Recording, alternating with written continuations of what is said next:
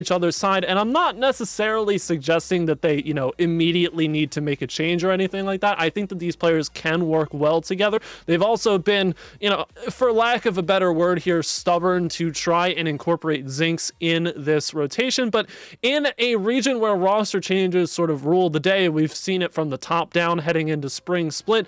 It's something that I feel like these players more or less might end up considering as we get deeper into the spring split. Not that I'm necessarily advocating that they need to break everything up, because these players are strong in their own right. They've gotten to this point. They've consistently made quick work of closed qualifiers when they've had to play in them, and I back Origin to be a team that can sneak into the top 8 of the table if they have consistent performances. But right here, you're just seeing a difference in class. The Gaimin Gladiators are showing why they are the strongest team in this region. Despite the roster change, they deserve that title, but Zinx makes really quick work of this kickoff goal. And this is that kind of pressure that they had at the beginning of game number 2, and they finally strike upon it. LCT, he always gets very aggressive to either play the player or the ball right at that point of attack, and his timing has been perfection for the previous 2 games. The only moment he's unable to get it is that first opening seconds, but that's all of one goal. We got to see multiple come out of Origin. Yeah, we finally get to see the Gaimin Gladiators here. Well, okay, never mind. The point was literally we finally get to see the Gaimin Gladiators play under a deficit, and Max is like, listen, I hear what you're about to say. I'm telepathic like that, and I'm not going to let you finish. 444, we're back down to 1-1, all even on the board, and, I mean, did you expect any less?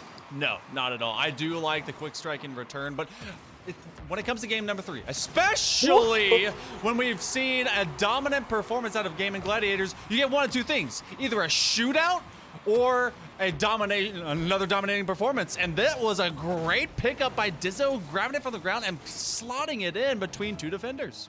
I mean, that's a kickoff goal, but a very impressive one at that. And if this is the game 3 we're going to get, I'm honestly very much looking forward to it, because it feels like this lobby has gone under a massive speed up here in the pace of play. These players are trying to force everything imaginable, although you can see 2 push for their abs crazy once the dunk to keep possession here and buy time for LCT and Max to rotate back, but all of a sudden they're doubling up for this ball again. So you can see just how aggressive the Gaimin Gladiators are getting. They want another quick response. They're trying to speed up, but the speed is relatively being matched here from Origin Gaming, despite this ball finding its way in front of the net. A pretty solid response here from the squad in orange. Yeah, Origin, which, is lovely that they put Origin on orange. It just kind of fits so well. But this is the success they didn't find early in game number 2 when they had Gaimin Gladiators pinned in, and that's something that changes the tone and the pace of a game. And the pace has really been controlled by Origin Gaming for at least this opening minute and a quarter or minute and a third. But we're starting to get some of those uncontested challenges that just don't come up, and then all over again from the corner come the Gladiators. Yeah, it was an interesting call here from Origin to start things off, because they played it over towards the sidewall, but then all 3 players started moving up in a very horizontal line towards the midfield, and neither player on the ground was ready for the pass off of the side, which, if you let that bounce off of the sidewall uncontested, that's even easier to be picked up by the Gaimin Gladiators, but they make very quick work. Again, driving the zone, understanding the brief advantage they hold in that once they pick off the pass. They're able to get the tying goal here, 2-2. I mean, I honestly back Origin Gaming to still put up a very strong fight with plenty of time left on the clock, because they've been moving a lot faster than they have earlier on in the series. But on the flip side of the coin, Gaimin Gladiators, they've looked pretty strong to play well under pressure here. We've seen them under a deficit twice so far this game, and now they're searching to try and take their first lead. Origin with the man-on-man pressure. They're making sure that everything that the Gladiators are bringing up is finally being told at the booth. Zinx with the drop-off. That's a big bump. Oh, it's a miss. LCT. He had that from the back wall, and that's ultimately going to go the other direction. It doesn't find pay dirt, but Dizzo has an extra opportunity. He does take the boost. He will not be able to get the ball. Abs crazy saves the day and saves what could have been another lead for Origin. For the first time in this series, first time in a while, Gaimin has not been able to obtain a lead in a game. And they're a little scrambled here, but listen, I mean, who other than the king of being scrambled than Abs Crazy to come and finish that one off? 2:31 to play, and we've got our lead. The Gaimin Gladiators take advantage of a very scrappy position there, and honestly, I would have backed Origin. Gaimin were really scrambled to try and find that clear way. I know I keep using that word, but it makes sense because the demos came through. Origin seemed like they had a solid push on offense based off of the calamity that had ensued, but instead, it flips on a dime. That's that sort of pressure on the counter that can really take you places. They do it again. LCT says 2 defenders. I do not care. You've heard of Calamity Ganon. Well, that's the Calamity Cannon. He comes in, takes a shot, and he gets a second and a third, and deflections. All the mathematical would-be just rebounds go off all the players, and LCT enforces his will and whim. And where this did start as Origin, at the origin of this game, with a lead, it has now been 3 in a row from Gaimin Gladiators, and they've been able to double up 4-2, with beyond halfway point in this game 3, looking to sweep Origin Gaming. And that's what makes differences here in these rosters. This one's going through a lot of people very quickly. Zinx wants a bomb, but the challenge from LCT is good enough to at least delay what could be the inevitable. Demo comes through, and the ball has squeaked out towards the corner. So somehow, some way, the Gaimin Gladiator is able to get themselves collected again on defense, clear it aside. And you can see, again, talking about continued pressure immediately from the transition, trying to send it on net as fast as possible and make sure that Origin Gaming know they will not get a free moment, a breath of respite in their defensive zone. They need to be in front of the net instantly because the opportunity will come knocking at a moment's notice. You've seen the meme of the dog inside the house that's on fire. Well, that's exactly what is happening for Origin, but it's not fine. Everything is not fine. You have to be able to get out of your own half and out of your own house. Deluxe, he makes a great challenge, looking to go one-on-one against LCT, but that is a brief, shining moment of just imagination. Dizzo comes back right back to it, and Zinx, they're winning that secondary touch, which is great to keep it on the offensive half, but there's only 60 seconds left. Gaimin Gladiators postured for a sweep, and Origin's still trying to fight back.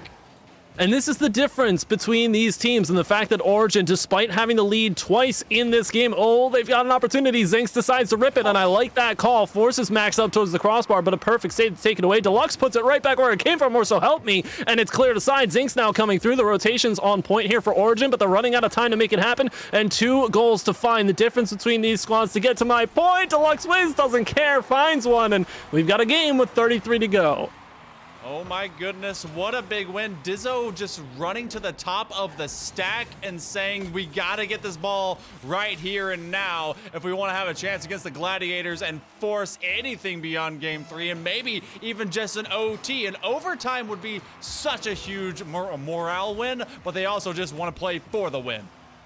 Really got to realize in all my confidence in making these calls that I don't want to cast or curse anything because I was going to talk about the ability to close out a game here for Origin. But I mean, if they're able to make work of this equalizer, only time will tell. But the big push from Max is going all the way to the backboard. It goes bar down, not quite in, but still relevant. And a big clear comes out. Actually, a little bit of a pull shot. Abs Crazy tries to control this. 5 seconds left. Ball's in the wrong half here for the Gladiators to close things out. But LCT looking to take it. Abs Crazy picks it up, gets one last pop. The challenge goes through 2 defenders. So now LCT's the only one back. Has to try and put this ball down. Actually ends up centering it up, but a beautiful touch to take away from the attackers who are too close to the goal line, and the Gladiators have swept Origin Gaming. They have advanced to top 6 in the regional and day 2. I mean, it's something that you kind of expected to happen anyway, and we got to see at least 3 games today. We apologize you didn't get to see the forfeit. I mean, that happened earlier with the likes of Team Power Cut, as their their would-be win was cut short, or at least the attempt to do so. But then you get a big 3-0 for the Gladiators over Origin Gaming. All right, Galgan, it was a very brief look. It was, in fact, the only look that we're going to get today. It was a beautiful one at most, but what is your take now as we've gone from the 3-man set of Chaotic over into Abs Crazy? This team is just as lethal. What do you got? So I think, obviously, I mean, you said it's a very brief look here, and it's against Origin Gaming, which arguably is not the best litmus test for this squad thus far. Obviously, I'm still looking over at the other teams in the bracket. You've got a team like 1620 Kings, formerly who are on the other side. Meta Power as well has advanced to the upper semifinals against Astronics, so those 2 teams will be ones to look out for. We've also got the upper semifinals. That first match will be up against either Godspeed or Asphyx's Minions, which with Asphyx's Minions up by 2 games in that series. It looks fairly likely that we'll get them, but only time will tell. I think that, you know, obviously you are still right to have full hope in this Gaimin Gladiators squad because it was a very strong performance. There was a lot of fight back in that game 3 of that series from Origin Gaming, but the fact that Gaimin were able to not only win it, but win it while keeping it close convinces me that there's not really reason to worry about this side, especially with a player like Abs Crazy. I mean, if there's anybody that you can back to carry his own weight while getting acclimated to the team style of Gaimin Gladiators, it's going to be the Abs carry. And it definitely seems that the Abs carry, the Abs Crazy, has been able to find himself not just as a would-be, maybe self-centered is so negative connotation, but self-serving to be able to make individual plays, maybe take too much responsibility upon themselves to make better runs or to, you know, just to outplay people.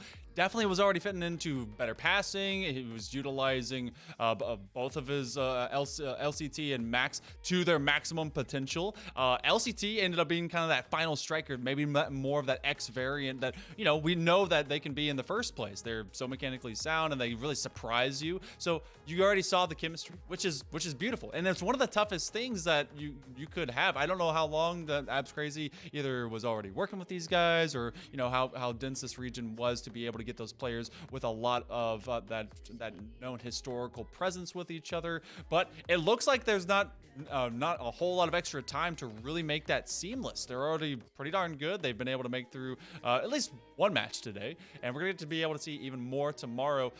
Speaking more into the bracket of what has occurred, 1620 Kings, they did take down Dark Rift and Asian Manji, won Game 5 against Frost.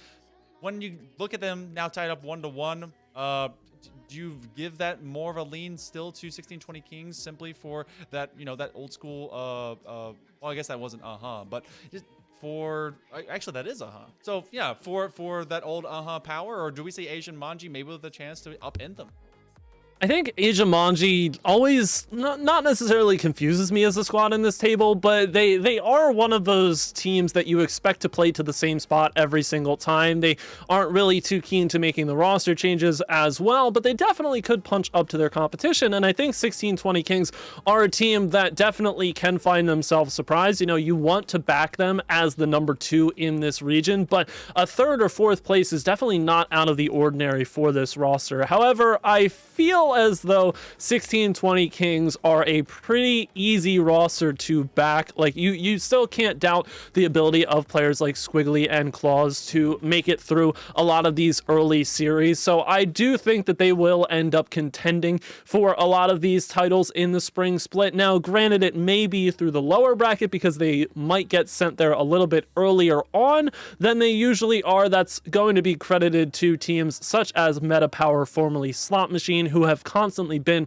on the rise in this region. Asphyx's Minions as well is going to be a team to watch for anybody who continues to watch APAC South, because that team is going to be one that's going to do damage, and especially in a scene where a lot of these teams are quickly picked up by orgs who are looking for an entry-level RLCS team.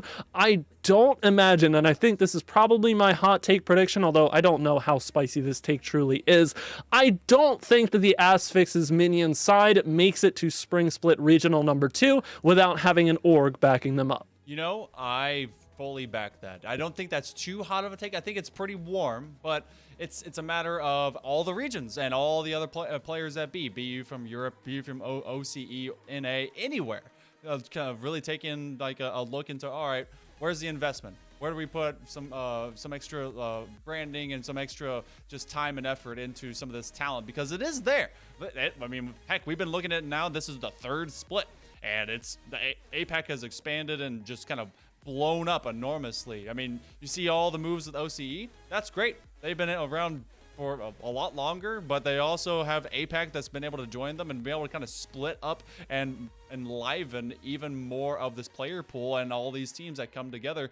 I think they'll be able to get picked up just the same. As an update to that bracket, Godspeed actually took a game off of them, so they're going to game number 4 between Godspeed and Asphyx's Minions. Meta Power does go to the semifinal in a game 5 over Astronic, and then 1620 Kings are in game 4 as they go 2-1 right now with Asia Manji. So just wildest take going through this first regional of those remaining squads, because I think that really we're seeing those portions. We're looking at like Meta Power, 1620 Kings, and I guess maybe a split between S-Fixes and Godspeed.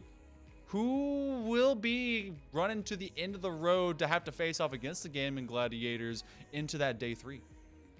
Yeah, it's really tough to pick a team that I think is gonna have to make the lower bracket run, because I feel like a lot of these teams that will end up in the lower bracket early, I think their run ends in the lower quarterfinals once they start facing teams that have made the upper semis. I don't know if I necessarily back anybody to really make it through, but if I had to make a pick for a lower bracket run, I would probably, I mean, again, this is probably a safe call, but I think I'm going to go with Asphyx's minions. Okay. Obviously, you know, theoretically, they end up facing us in the upper semis, and they're not going to get the win as good as they are, but they'll get sent down to lowers at that point. They'll likely be facing, I mean, we could probably back them to face the winner of, I'd say, Atlas and Astronic, maybe. Depends on who Atlas are facing in lower round 2. But I think whoever drops from the semifinal between Gaimin and Godspeed or Asphyx, which,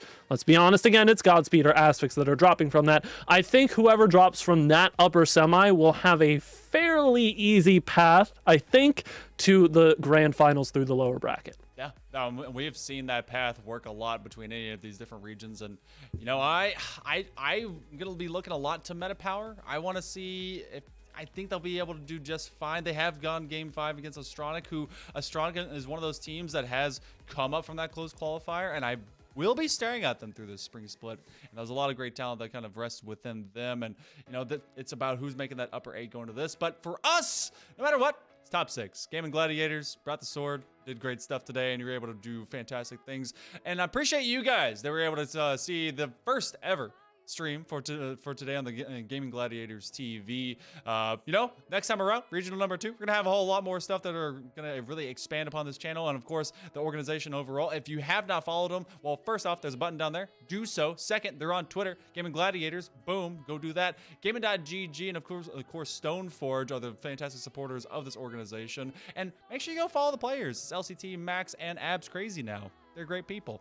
Galgan, it was fantastic to be able to cast with you. Even though we just literally got 3 games and we got through production chaos, we survived it. We really did. Listen, we knew it was going to be a 6-0 coming into this anyway. Let's be completely honest with us. And it's still a 6-0. We just only got to see 3 of those games. So I'm happy no matter what. And I'm ready for more Gaimin Gladiator domination coming day 2 and 3. Yep, and you guys can get ready for even more of that. We will not be doing anything beyond day 1 on these main events, but you can catch all of that on the Rocket League APAC channel. But every single time there is a day 1 for the main event, which the Gaimin Gladiators are guaranteed to be on, it will be here. So why not join these guys more often? If you go on Twitter or go wherever into their Discord as well, you can join that community and you keep in the know about every time they're going to go live. But either way, I'm Hail Monkey Man. That's Galgan. You've been amazing. We'll see you next time.